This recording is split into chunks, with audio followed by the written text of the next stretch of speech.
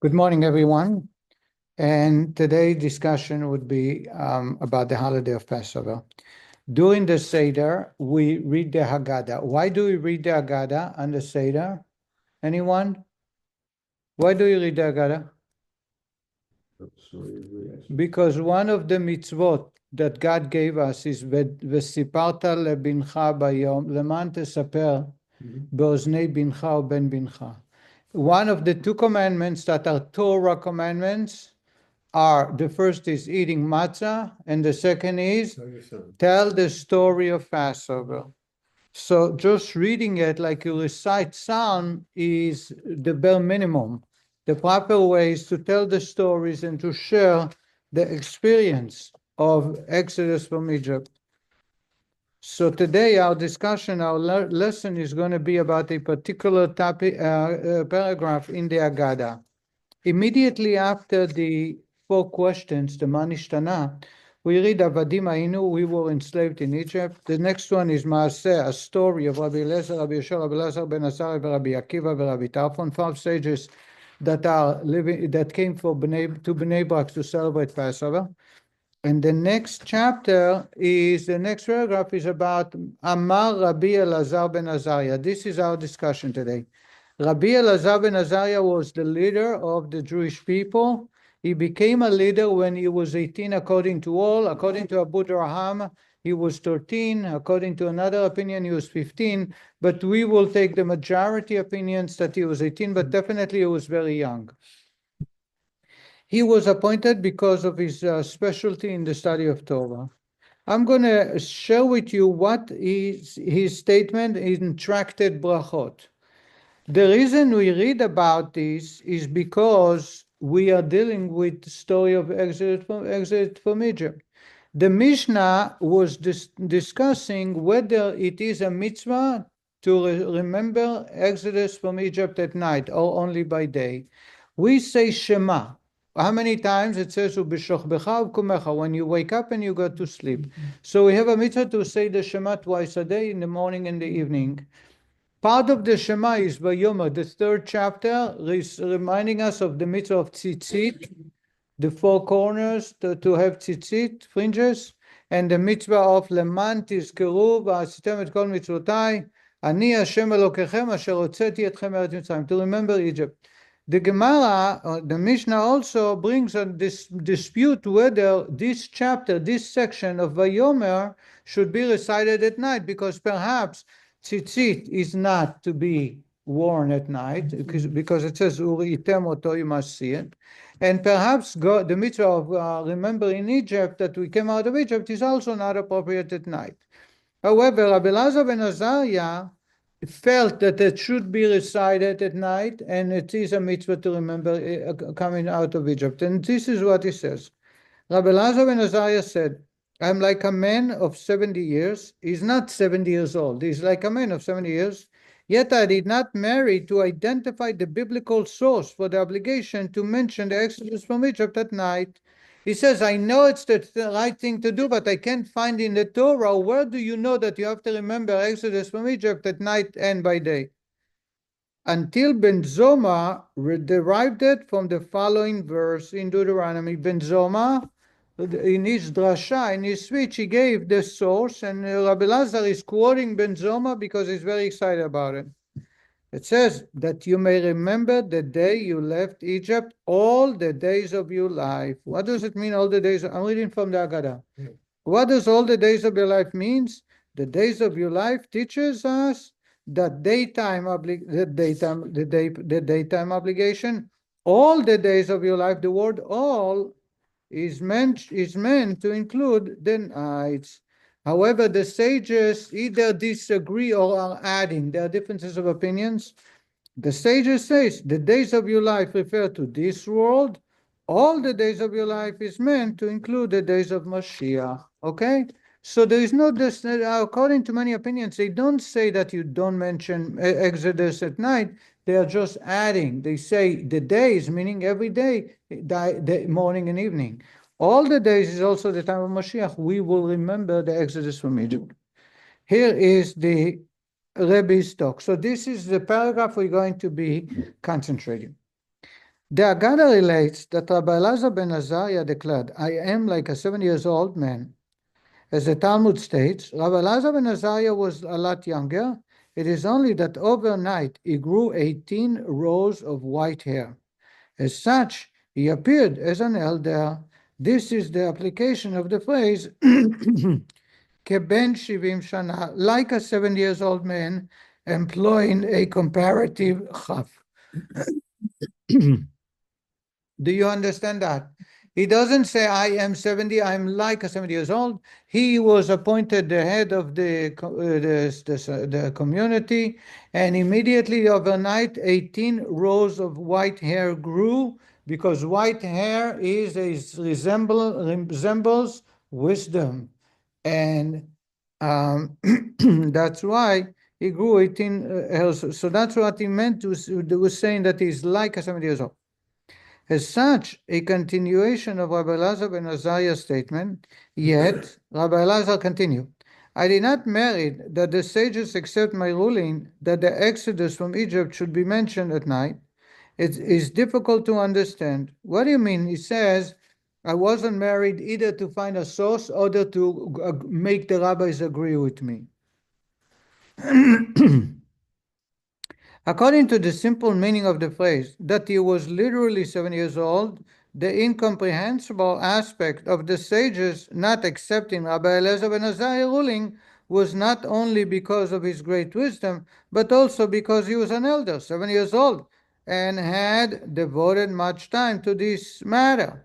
Since he was both wise and apparently an elder, his opinion should have prevailed and been accepted by the other sages as the binding law. However, since he merely appeared to be an elder, this would undermine the argument that the law should follow his opinion. The Rebbe says, I don't understand. If he is 70 years of age, then we can understand why he wonders, how come the rabbis didn't accept my ruling? The rabbi should have accepted because he was a devout sage. Also, he was 7 years old. He devoted a lot of attention to trying to find the source. And he found it from Ben Zoma, who says all the days. So the rabbis didn't accept his ruling. He's wondering, why didn't you? But if you tell me that he was like 70, he was only 18 years old, what's the big deal? Why should they listen to him? After all, he was a chick. You know, he's just hatched. He's just starting. And there is no wonder that the rabbis will not agree with everything he said. As is well known, the analogous and examples given by the Torah are not mere comparisons, but rather they derive in chain-like process of spiritual descent from the analogy which they represent. In a similar vein, the very fact that Rabbi Eliezer ben Azariah appeared as an elder was because in a spiritual sense he was truly a 7 years old elder. As stated in Sidur Arizal, when combined with his years from his previous incarnation, he had reached 7 years of age. If you look in the note, the Arizal once explained that Rabbi Eliezer ben Azariah was a reincarnation of Samuel the prophet. If you look at Samuel's years, he lived 52 years. He died at the age of 52. Now, Rabbi Eliezer ben Azariah, when he makes the statement, overnight becoming a leader, he was 18. Together, combined, is 70. That's why it means like 70, meaning he's really 70. His body in this physical, at this reincarnation, is 18, but he's actually 70. Now we understand why he was wondering, how come the rabbis did not accept his ruling? Because his wisdom comes not just based on the years that he's living at this incarnation, but also on the previous. How often do you come back and remember that you came back? I don't know, but people keep asking about reincarnation. I don't know, because this is not something that every person can tell. But there are sages like Arizal who mentioned few. There are few. I think I shared with you Adam, Rabbi Akiva and Rabbi Yochanan, Adam, Moshe and Rabbi Akiva were all three incarnations of the same soul. That's why each one lived exactly 120 years, and each one was able to affect the community at the last 40 years of their life. Moshe, when 80 years old, when he stood before Pharaoh, until then he wasn't known. Rabbi Akiva, only when he turned 80, became the leader of the Jewish community. And Rabbi Yochanan, the same thing. They all lived to 120 years old in a perfect sense. And this is one example, a complicated example. The Baal Shem Tov spoke about reincarnation. The Arizal and his students sometimes would point out to reincarnation. We know that some people, the students of Rabbi Akiva, were the 24,000 men in the desert from the tribe of Shimon, who died when they tried to defend Zimri. These are things that are beyond the scope of our discussion. Since spiritually he was an elder, it was incomprehensible to him that he did not merit to have the law follow his opinion. Now we understand why he was wondering, how come the rabbis didn't accept my ruling? Because after all, in spirituality, in his neshama, he was 70.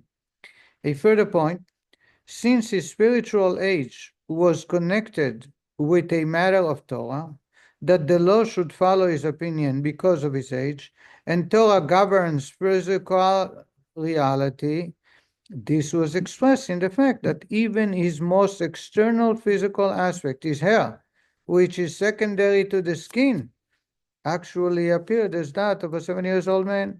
For, as is evident from the statement of the Talmud Yerushalmi and the verse, to God who completes for me, the reality of the world conforms to the legal decisions of the Torah. And we have many examples. Here's one example. Once he is appointed the leader of Jewish people, now he comes and says, I'm like 7 years old because God had caused my hair to change to look like a 7 years old, because now he accumulated all the 52 years of previous life, of previous incarnation, had become part of who he is, his identity, so he can lead the Jewish people with great wisdom. And therefore, how do we see that? 18 rows of hair, white hair grew. Even what is hair? Hair is something you have to cut from time to time. Why? And there is no feeling. It doesn't hurt. It doesn't hurt. The reason is because it's so external. Yet even the hair was impacted by Torah. This narrative contains a lesson relevant to everyone in the divine service. From the story of Rabbi Eliezer ben Azaria that we read in the Haggadah, we can learn a lesson for our day-to-day. Most of the souls in these generations are not new souls. Instead, they already existed in previous incarnation. We are told, from the Arizal, we are told that there is no new souls. All of them are, most, 99.999 are reincarnation.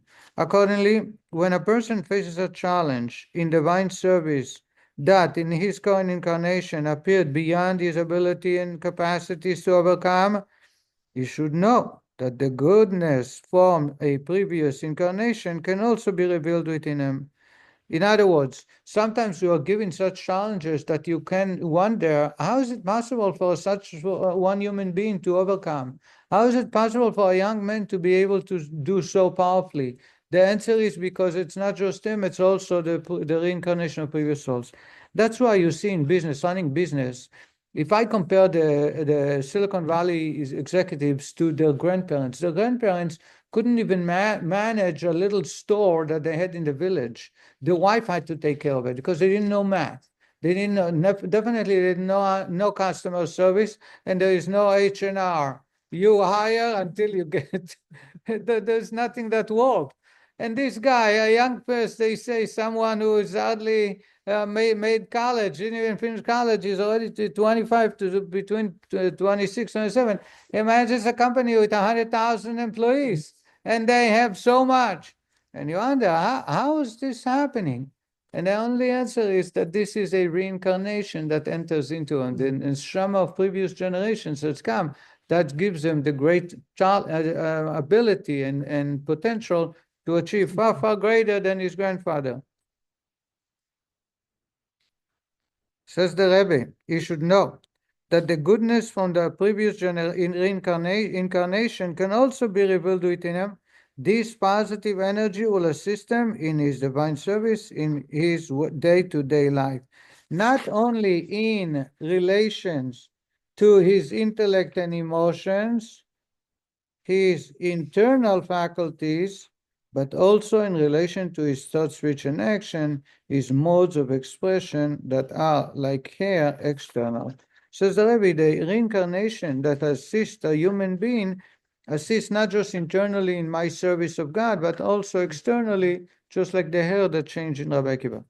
At first glance, one might question if the positive elements of a person's life in a previous incarnation are combined with those of this present lifetime to elevate his spiritual standing, seemingly the negative aspects would also be included. Who is able to know what his spiritual state was in previous incarnation? So how will he be able to draw the strength to battle against evil and performs his divine service? You understand the question? David says, if you talk about include the previous lives or previous reincarnation, when it comes to Rabbi Eliezer and Azaria and Shmuel, you understand they are holy people, they're close to God. But me, if I'm an reincarnation, I also bring all the mud, all the dirt that was included in previous life. In resolution, says Rebbe, it's not true. Why? Good is an everlasting reality. Good is truth. Good is connected to God that stays forever. When a Jew performs a mitzvah, it remains forever, as stated in Tanya, above the unity generated is eternal, enduring for all times. By contrast, evil has no genuine existence. It is merely a concealment and a veil, hiding God's light. Thus, if the person already received a punishment, whether physical or spiritual, for what he did, the punishment will have purified him from the sin. And if he has repented for the sin, certainly the evil has already been nullified. How much more so is this true if his repentance was motivated by love, in which instance his intentional sins were transformed into merits. Rabbi says there is a difference between negative and positive. Positive lasts forever. Whatever he did, whatever I did in previous life continues on to affect me even in this incarnation. When it comes to negativity, negative is temporary. It's a concealment to God. Therefore, when a person gets punished for it or he repents, that either evaporates or it turns into positive. These concepts also provide an answer to those who ask, if the previous generations did not merit the revelation of Mashiach, how then is it possible now that nowadays, when the question, has the generation become more worthy? Same question, Rabbi, how is it possible to say Mashiach is going to come here? Are we better than the previous generation? Obviously not.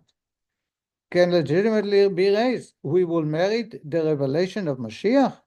The answer to this is that the present generation also possesses the goodness of the previous generations, as mentioned above. Therefore, specifically now, we will merit the coming of Mashiach may come speedily nowadays.